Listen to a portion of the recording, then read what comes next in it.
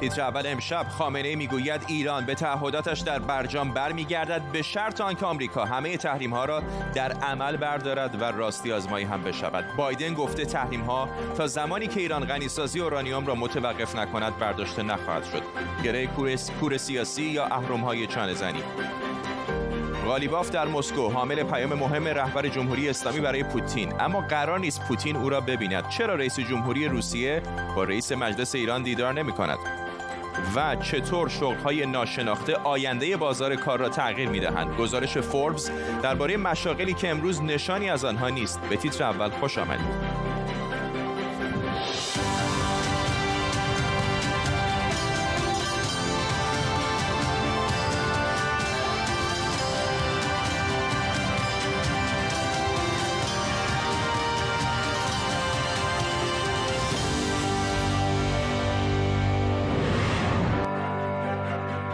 سلام و وقت بخیر. علی خامنه‌ای در دیدار با فرماندهان ارتش گفته به شرط لغو همه تحریم‌ها از سوی آمریکا به صورت عملی و بعد از راستی آزمایی ایران هم به تعهدات هسته‌ایش برمیگرده. رهبر جمهوری اسلامی گفته سیاست قطعی و غیر قابل برگشت جمهوری اسلامی اینه و مورد اتفاق همه مسئولان هم هست و هیچ کس از اون عدول نخواهد کرد. اگر میخوان ایران به تعهدات برجامی که چند تا تعهد برجامی رو لغو کرده، اگر میخوان به تعهدات برجامی برگرده، باید آمریکا تحریم ها رو کلاً لغو کنه. جو بایدن هم در مصاحبه با شبکه CBS که قرار کامل اون چند ساعت دیگه پخش بشه گفته آمریکا برای بازگردوندن ایران به میز مذاکره تحریم ها رو برنمی‌داره. آیا آمریکا اول تحریم‌ها رو برمی‌داره تا ایران به میز مذاکره برگرده؟ پس ایران باید غنیسازی اورانیوم رو متوقف کنه. این صحبت‌های بایدن و قبل از اون علی خامنه‌ای در حالی گفته شده که جواد ظریف وزیر خارجه ایران دیروز گفته بود در حال حاضر برای مذاکره با آمریکا هیچ توافقی در سطح کلان حکومتی وجود نداره. در طول برنامه به کمک کارشناسان و خبرنگارانمون این خبر و خبرهای دیگر رو دنبال می‌کنیم. پیش از همه جمشید برزگر، روزنامه‌نگار و تحلیلگر مسائل ایران از لندن به ما پیوسته. آقای برزگر، الان واکنش آقای بایدن رو هم دیدیم. در واقع واکنششون البته نبوده چون این مسابقه کمی پیشتر ضبط شده، اما می‌خوام اینو ازتون بپرسم در موقعیتی که دو رهبر الان قرار گرفتن آیا هیچ نشانه‌ای وجود داره که یکی از اونها حاضر باشه یک قدم عقب برداره و مذاکرات شروع بشه، یا این یک چیزی هستش که برای مدت‌ها ادامه خواهد داشت و به نتیجه نخواهند رسید؟ ببینید، مسئله فراگیرتر از فقط توافق هسته‌ای است. در واقع انتظاری که جامعه جهانی و به طور مشخص غرب از جمهوری اسلامی داره این هستش که به یک کشور عادی بدل بشه. جمهوری اسلامی کاملا به این نکته آگاه است که اگر بخواد به یک کشور عادی بدل بشه یعنی باید در جامعه جهانی حل بشه و تن به الزامات و قواعد بازی در جامعه جهانی بده. این رو برای خودش خطر سقوط قلمداد میکنه جمهوری اسلامی و فکر میکنه اگر یک کشور یاغی باشه که هر جا دلش خواست به قواعد تن نده راحت‌تر خواهد بود و ثبات و امنیت بیشتری خواهد داشت. مثلا فرض کنید کره شمالی که در انزوا به سر میبره ولی خب رژیم سیاسی اون یک ثبات و امنیتی داره در مقایسه با نظام‌های سیاسی دیگه‌ای که تلاش می‌کردن در جامعه جهانی حل بشن ولی بعد با تحولات درون جامعه اینها ثباتشون از بین میرفت. مثلا فرض کنید که رژیم مصر حسنی مبارک که روابط بسیار نزدیک و خوبی با آمریکا داشت. این تلقی است که باعث میشه در واقع نخوان به اون سمت حرکت بکنن. جمهوری اسلامی فکر میکنه اگر در واقع از ابزار تهدید غنیسازی اورانیوم دست برداره باید اون وقت در مذاکراتی که در پیش خواهد بود باید سر برنامه موشکی و سیاست‌های منطقه‌ای و اینها هم در واقع مجبور به مذاکره بشه. ولی اگر در این مرحله بایسته شاید غرب، یعنی این امید رو داره، شاید غرب کوتاه بیاد و مذاکرات رو محدود بکنه به فعالیت‌های هسته‌ای. ممنونم از شما جمشید برزگر، روزنامه‌نگار و تحلیلگر مسائل ایران از لندن. با ما موضوع رو از جنبه‌های حقوقی هم بررسی کنیم. آرش آرامش، حقوقدان و کارشناس امنیت ملی از لندن به ما پیوسته. آقای آرامش، فعلا که دو طرف به نظر میاد که موضعی دارن میگیرن که در واقع توپ رو در میندازن در زمین آن یکی، اما میخوام از نظر حقوقی ازتون بپرسم حتی اگر آقای بایدن بخواد چنین اقدامی انجام بده، بازگردون آمریکا رو به برجام، چقدر از نظر حقوقی الان ممکن هست؟ خب بعضی از این تحریم‌هایی هستن که یک جانبه به توسط یک فرمان اجرایی رئیس جمهور میتونن لغو بشن. اکثر تحریم‌های زمان آقای ترامپ اینطور هستن. اما بالاخره برای رسیدن به یک تعهد، یک معاهده‌ای که هم قانون ایالات متحده حساب بشه و نشه اون رو یک دستی و به قول معروف فقط با یک فرمان اجرایی باطل کرد، نیاز دارن به رأی سنا. اینها البته یک سری پیچیدگی‌های خاص خودشو داره، ولی اگر بخوایم به قانون اساسی ایالات متحده نگاه کنیم، فصل 2 قانون اساسی اختیارات گسترده‌ای رو در مورد سیاست خارجه به رئیس جمهور میده. از لحاظ اون بین به دو تا خانه قانونگذاری، یعنی مجلس سنا و مجلس نمایندگان، باز هم مجلس سنا اینجا نقشش بسیار پررنگتر هست تا مجلس نمایندگان. به خاطر همین یک حالت مخلوطی خواهد بود از فرمانهای اجرایی رئیس جمهور اگر به نتیجه برسد سر مسئله مذاکره و بعدم برای یک معاهده، اون موقع معاهده‌ای که رئیس جمهور امضا میکنه و سنا اون رو تصویب میکنه. ولی اگر قضیه کاملا برعکس بشه، بگیم که مثلا بخواید یک سری تحریم‌های رو مضاعف بر اون بگذارید، هم با فرمان اجرایی میشه این تحریم‌ها رو گذاشت و هم با فرمان کنگره، یعنی رأی نمایندگان مجلس سنا و مجلس نمایندگان. بستگی به نوع و تایپ و به قول معروف اون مقدار و میزان تحریم و رفع تحریم هست و چه نوعی، از چه هویتی، از چه ماهیتی، که آیا ببینیم فرمان اجرایی نیاز دارد یا یک طرح در مجلس نمایندگان یا سنا. آرش آرامش عقدان و کارشناس امنیت ملی، ممنونم از شما. بالاخره بعد از حرف و حدیث‌های زیاد، قالیباف دقایق پیش وارد مسکو شد تا پیام خامنه‌ای رو نه به خود پوتین بلکه به نماینده ویژه‌اش تحویل بده. این صحبت‌های او لحظاتی قبل از پرواز به مسکو. مقام معظم رهبری همواره همیشه تأکید بر روابط راهبردی با کشور روسیه داشتند و این تأکید مستمر این اولویت را هم گذاشت که اولین سفر ما به روسیه با دعوتی که انجام شده باشه و یکی از برجستگی‌های این سفر هم این هست که در این سفر در همین راستای مسائل راهبردی حاوی پیام مهمی در همین چارچوب هستیم. مصدق پارسا همکارم از مسکو به ما پیوسته. مصدق، همین لحظاتی پیش آقای قالیباف وارد مسکو شد، چه میدونیم در مورد برنامه سفر او؟ در مورد برنامه سفر آقای قالیباف حدیث‌های زیادی گفته شده، از دیدارش با رؤسای هر دو مجلس پارلمان روسیه و همچنان دیدارش با آقای ولادیمیر پوتین که خب خیلی جنجالی بود از سوی نزدیکان آقای قالیباف اولین بار اعلام شد در رسانه‌های روسیه، حالا در مطبوعات روسیه. من چیزی در مورد دیدار ولادیمیر پوتین، دیدار برنامه‌ریزی شده ولادیمیر پوتین با آقای قالیباف نخواندم. بعد گفته شد که آقای قالیباف گویا پروتکل‌های مربوط به دیدار با آقای پوتین را نپذیرفته که 15 روز قرنطینه به گفته بعضی منابع بوده که از آقای قالیباف خواسته شده 15 روز در روسیه در قرنطینه بگذرانه که آقای قالیباف او را گفته شده که نپذیرفته. در برنامه‌هایی که دارن در مورد روابط دو جانبه حرف می‌زنن.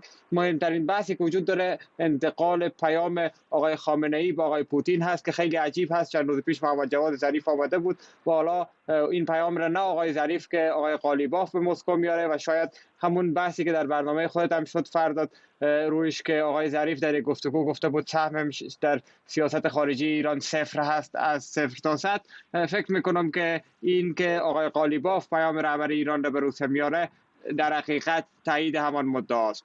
ممنونم از تو مصدق پارسا، خبرنگار ما در مسکو. احمد وخشیده، استاد دانشگاه ملی اوراسیا، هم از مسکو به ما پیوسته. آقای وخشیده، آقای قالیباف در توییتر خودش توییتی در واقع ریتوییت کرده از مشاورش که در واقع این رو داره اشاره میکنه که آنچه که او برای آقای پوتین آورده حاوی مطالب مکتوب بسیار مهمی و نکات راهبردی تقریباً بی سابقه‌ای برای آقای پوتین هست. ما جزئیاتی نمیدونیم در مورد نامه او، ولی میدونیم که این توافق 20 ساله ایران هم با روسیه نزدیک به اتمام هست. چه پیش بینی میشه کرد در مورد پیامی که رهبر ایران برای رهبر روسیه فرستاده؟ ما نه تنها جزئیاتی از نامه آقای خامنه‌ای نمیدونیم، بلکه جزئیاتی از سفر آقای قالیباف هم نمیدونیم. یعنی طی گفتگوهای تلفنی که آقای قالیباف با آقای والودین داشتن در ماه سپتامبر و در ماه نوامبر، خب قرار بر این بود که ایشون در نشست ماه می به روسیه بیان که نشستی است که رؤسای مجلس ایران و افغانستان و چند کشور دیگه حضور دارن. حالا به یک بار آقای قالیباف به مسکو اومدن. حتی در خبرگزاری‌های روسی هم ببینیم، جز اینکه حالا سفیر ایران در مسکو خبر اومدن ایشون رو اعلام کرده، هیچ موضوع دیگه‌ای وجود نداره. معمولا وقتی که یک مقام مسئول به روسیه میاد، خب خبرگزاری‌ها پیشتر اعلام میکنن، حتی ابتکار عمل این سفر مشخص میشه. به نظر میرسه با توجه به اون صحبت‌هایی که آقای قالیباف پیش از اومدنشون داشتن و حالا روی بحث روابط اقتصادی داشتن تاکید کردن، توی جلسه آقای ظریف هم به این موضوع نقد می‌کردن، آقای قالیباف بیشتر با توجه به روحیاتشون دوست دارن خودشون رو سوپرمنی نشون بدن. حالا این بار در حوزه روابط ایران و روسیه، وگرنه خب پیشتر همواره یا آقای ظریف این پیام رو می آوردن و یا آقای ولایتی به عنوان در واقع دستیار آقای خامنه‌ای. ممنونم از شما احمد بخشیده، استاد دانشگاه ملی اوراسیا از مسکو با ما. 10,000 نفر برای دومین روز در اعتراض به کودتای نظامی در میانمار و حمایت از آنگ سان سوچی به خیابون‌ها آمدند. قطع اینترنت و فیلتر کردن شبکه‌های اجتماعی و حتی محدودیت خطوط تلفن از طرف ارتش هم جلوی برگزاری این راهپیمایی‌های اعتراضی رو نگرفت. سوده صدرای شهروند ایرانی در میانمار از آخرین شرایط این کشور به ما توضیح میده. امروز توی شهر یانگون چیزی که من شنیدم حدود 11,000 نفر توی اعتراضات شرکت کردن. با توجه به اینکه آخر هفته است، گویا مردم فرصت بیشتری داشتن تا تصمیم بگیرن به صورت حضوری توی اعتراضات شرکت بکنن. همین نیم ساعت پیش شاهد این بودم که ماشین‌های خیلی زیادی توی جاده اصلی دارن تردد میکنن و با زدن بوق، دست تکون دادن و این نمادشونه. به این شکل در واقع دارن از مردم شهرهای دیگه کمک میخوان، یعنی در واقع الان مهاجرت به شهرهای اطراف و درخواست یاری و دست همبستگی داره به شهرهای دیگه هم کشیده میشه و مردم به این شکل میخوان که طرفدارای این جنبش رو از قبل بیشتر کنن و ترس مردمی که توی خونه ها نشستن بریزه و بتونن بیان بیرون و حرفشون رو بزنن، اعتراضشون رو بکنن. هر روز مردم میانمار ساعت 8 شب برای اینکه اعلام همبستگی کنن، هر کاری که از دستشون برمیاد انجام میدن تا ایجاد سر و صدا کنن. بعضی به قابلمه میکوبن، بعضی به شیشه پنجره، بعضی به درها.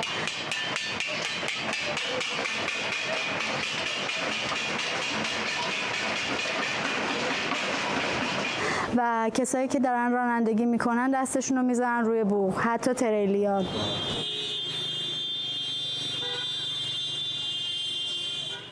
سوده صدرایی بود، ایرانی ساکن میانمار.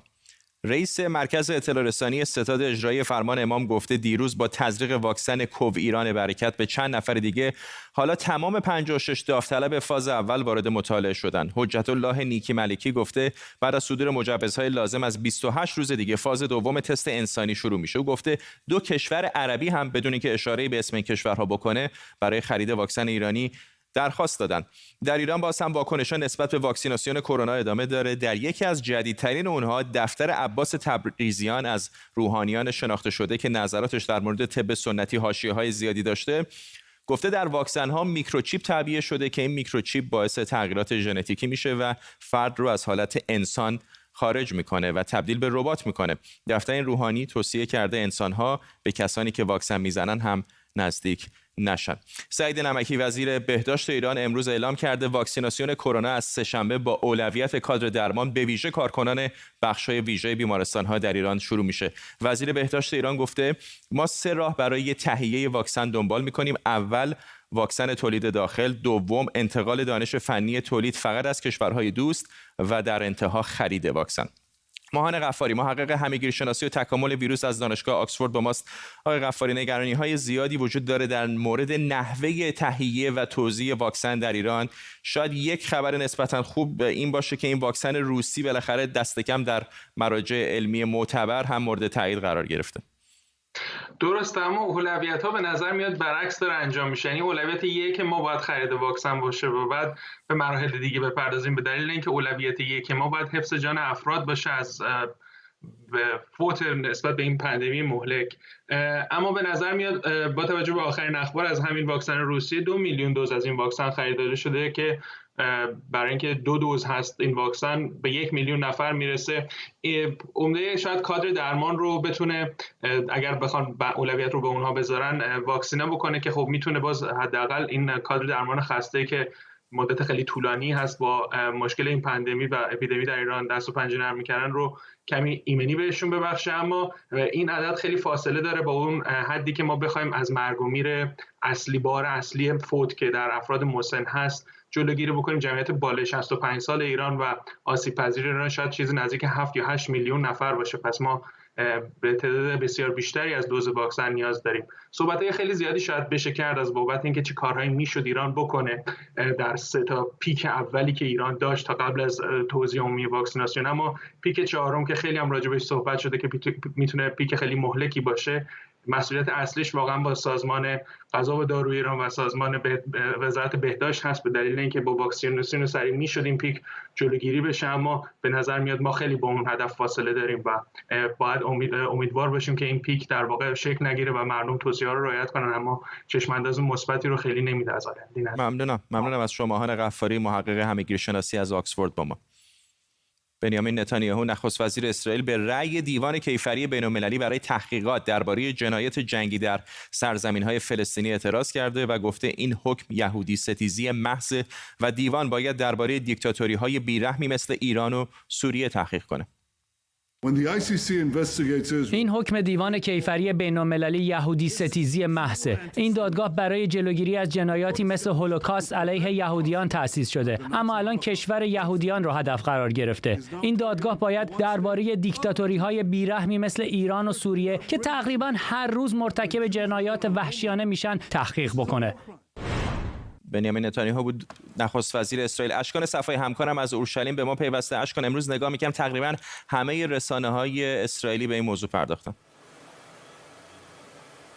بله خب این موضوع مهمی هست، اگرچه باید گفت که کارشناسان در اسرائیل میگن فرصت زیادی حالا مونده تا اینکه بخواد دادگاه به در واقع دیوان کیفری بین‌المللی پرونده علیه اسرائیل تشکیل بده. اول باید دادستان جدیدی هم که قرار هست بیاد قبول کنه که پرونده تشکیل بده و بعد پرونده تشکیل بشه.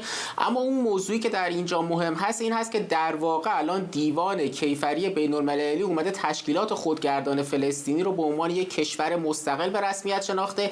این همون موضوعی هست که هم ایالات متحده، هم استرالیا و هم در 1-2 ساعت گذشته کانادا به اون اعتراض کردن و گفتن که این وظیفه در واقع دیوان بین‌المللی کیفری نبوده که فلسطین رو به عنوان یک کشور به رسمیت بشناسه. اما مقامات اسرائیل هم تقریبا تمامشون به این موضوع واکنش نشون دادن. شما واکنش در واقع نتانیاهو رو نشون دادید. بنی گنتس وزیر دفاع هم در یک نامه‌ای که به ارتش نوشته که در واقع این تصمیم یک تصمیم خطرناک هست و استفاده سیاسی هست از در واقع یک نهاد بین‌المللی قضایی و قول داده که از در واقع از سربازان و از مردم اسرائیل دفاع بکنه در این مورد. از اون طرف دادستان کل اسرائیل اویخای مندلبلیت هم گفته که دیوان کیفری بین‌المللی هیچ صلاحیتی در این زمینه نداره. گابی اشکنازی هم این تصمیم رو در واقع گفته که این یک ابزار سیاسی شده در دست پروپاگاندای ضد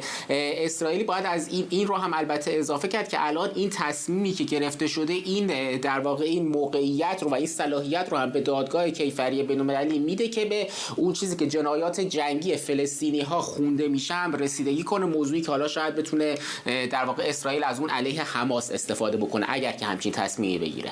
اشکان صفای همکارم در اورشلیم، ممنونم از تو.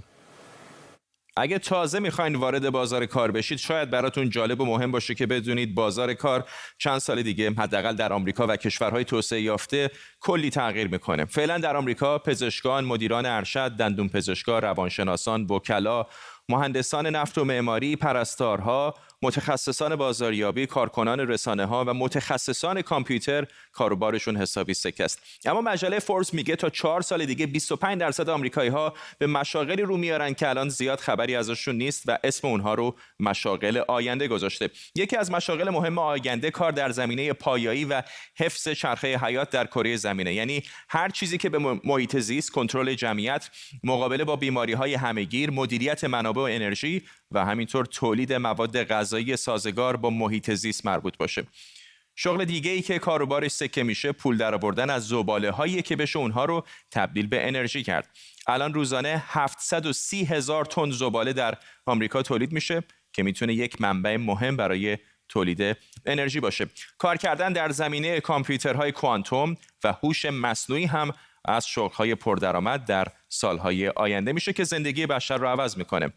هم به خاطر سرعت بالاتر در انجام کارها و هم به خاطر اینکه خیلی از کارهایی که ما الان خودمون انجام میدیم در آینده با کامپیوترهای کوانتوم و هوش مصنوعی انجام میشه. فناوری نانو در همه زمینه‌ها هم اهمیت بیشتری پیدا میکنه، از جمله گردآوری اطلاعات از سازوکار بدن ما تا بتونیم به موقع وضعیت غیرعادی بدن رو تشخیص بدیم. مهندسی ژنتیک هم جزء مشاغلی میشه که به زودی آدم‌های خیلی بیشتری سراغش میرن. و بالاخره بازی‌های کامپیوتری و تجربه کاربری که به انگلیسی بهش یوزر اکسپریانس میگن، اینا هم بعضشون خیلی بهتر میشه چون آدم‌های بیشتری باهاشون سر و کار پیدا میکنن. در کنار اینها از بین مشاغلی که آیندهشون درخشانه میشه به طراحی خانه‌های هوشمند، مشاغل مرتبط با فضا و اقیانوس‌ها و همینطور کار در صنایع خودروهای برقی و شرکت‌های رباتیک اشاره کرد. خلاصه اگر نمیخواید یک ربات شغلتون رو ازتون بگیره، باید از همین حالا دست به کار بشید.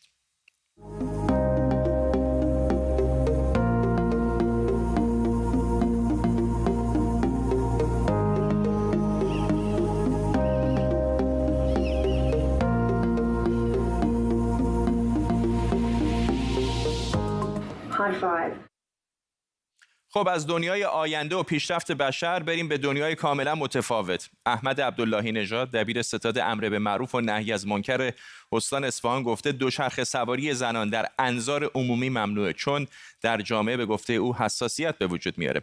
آقای عبداللهی نژاد گفته بر اساس ماده 638 قانون مجازات اسلامی انجام فعل خلاف شرع در معابر و انظار عمومی جرمه و مشخص نیست چرا به زنان به صورت جدی گفته نمیشه که نباید دوچرخه سواری کنند. پگاه بنی هاشمی حقوقدان از لندن به ما پیوسته. خانم بنی هاشمی، حالا فارغ از این صحبتایی که ایشون کرده، کلا از منظر حقوقی در همون قوانین ایران هم آیا چیزی هست که در واقع در اون نوشته شده باشه که زنان حق دوچرخه سواری در انظار عمومی ندارن؟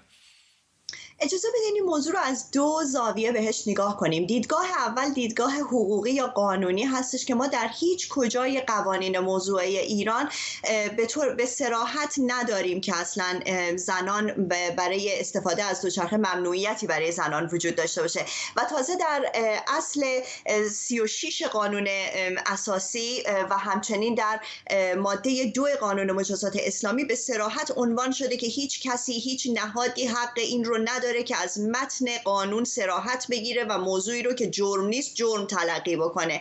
بنابراین میتونم نتیجه بگیرم که از لحاظ قانونی ما هیچ منعی برای استفاده خانم ها از دوچرخه نداریم. به علاوه به این که در دنیای امروز بسیار تلاش میشه که قوانین همسوی با مسائل اجتماع پیش بره، ولی ما الان داریم به جایی میرسیم که باید در حقیقت خواهش بکنیم از سیستم ها و نهادهای قضایی در ایران که همون قوانینی رو که هست رو لطفاً اجرا بکنین، از جمله همین قوانینی که بهش اشاره کردم. اما دیدگاه دوم، دیدگاه اجتماعی که دوست دارم به اون موضوع اشاره بکنم، در شرایطی که بیشتر کلان شهرهای ایران از معضل آلودگی هوا دارن رنج میبرن و همچنین موضوع فراگیری شیوع بیماری کرونا یکی از مسائلیه که هر روز داره بسیاری رو به کام مرگ میکشونه، شاید اتفاقا به جای منع استفاده از دوچرخه باید تشویق به استفاده از دوچرخه بشه تا هم کمکی به آلودگی هوا بشه و هم کمکی بشه به اینکه استفاده از وسایل نقلیه عمومی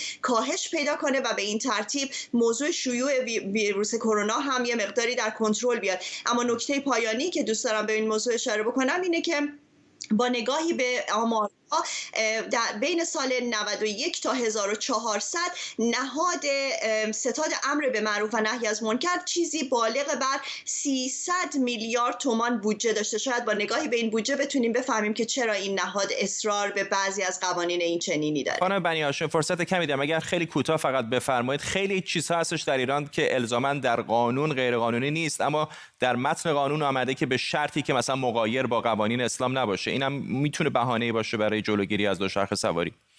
در هر صورت به یه سری از مسائل در قوانین ایران همونطور که اشاره کردین موضوع مشخصی نیست، ولی در به اصطلاح کیس های متعددی سوال شده. مثلا از دیوان عدالت اداری یک بار یک خانومی به اصطلاح دادخواستی رو مطرح کرده مبنی بر اینکه من میخوام گواهینامه موتور سواری بگیرم. خیلی جالبه که در اون حکم دیوان عدالت اداری گفته که اداره راهنمایی رانندگی باید به این خانم برای این خانم مجوز گواهینامه موتور سواری صادر کنه. بنابراین در بسیاری از موارد سوال شده از مراکز اداری و قانونی و اونها صراحتاً اعلام کردن که منعی برای استفاده خانم ها از وسایل این چنینی وجود نداره. ممنونم از شما. پگاه بنی هاشم حقوقدان از لندن با ما. به این ترتیب ما میرسیم به پایان تیتر اول امشب. این برنامه رو کمی دیرتر میتونید در یوتیوب با زیرنویس هم دنبال کنید. تا فردا، بدرود.